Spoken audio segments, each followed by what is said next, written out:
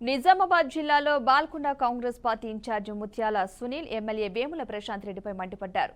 రుణమాఫీ ప్రక్రియ పూర్తి కాకుండానే మూడో విడత రుణమాఫీ రాకముందే రుణమాఫీ కాలేదని ధర్నా చేయడం దారుణమన్నారు. సమస్యలను పరిష్కరించి రుణమాఫీ చేస్తామన్నారు. రైతులు ఎవరూ అధైర్యపడవద్దని సూచించారు.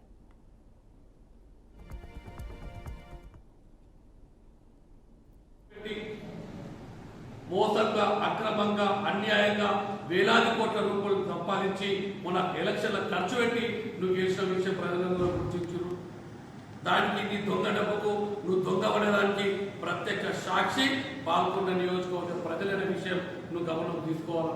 ఇట్లా ప్రజలను అనేక విధంగా మోసం చేసినావు. ఇల్లు కట్టిస్తాను 3 లక్షల రూపాయలు అటువంటి ప్రొసీడింగ్లు ఇచ్చినావు. ఖజానాలో డబ్బులు లేవు. ప్రతి సంఘంని పిలిపించి సంఘానికి 4-5 లక్షల రూపాయలు ఇచ్చినావు. ఎక్కడ కూడా డబ్బులు లేవు. ఇట్లా అనేక విధంగా ప్రజలను మోసం చేసినావు. చివరి గుడ్లను కూడా వదిలిపెట్టలేదు నువ్వు. 2016లో కాంట్రిబ్యూషన్ కట్టించిన గుడ్లకు 2016 నుంచి ఇప్పటి వరకు ఏదైతే కాంట్రిబ్యూషన్ 65 టెంపుల్ కాంట్రిబ్యూషన్ కట్టుబడి టెంపుల్లకు ఫండ్స్ లేనటువంటి పరిస్థితిని చూస్తున్నాం.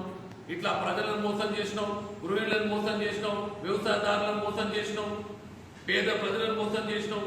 అందరినీ మోసం చేసి అక్రమంగా సంపాదించిన డబ్బుతో ఇవాళ ఎమ్మెల్యేకి ఇచ్చిన విషయం ప్రజలందరూ కూడా గమనించారు. నువ్వు రైతు వ్యతిరేకంగా, రైతు అనుకూలం కాదు, నువ్వు రైతు వ్యతిరేక మనిషివి. అందుకే రైతులకు ఏం చేయలేకపోయినావు. ఇప్పటికే నీ పద్ధతి మార్చుకో. అనవసరంగా కాంగ్రెస్ పార్టీని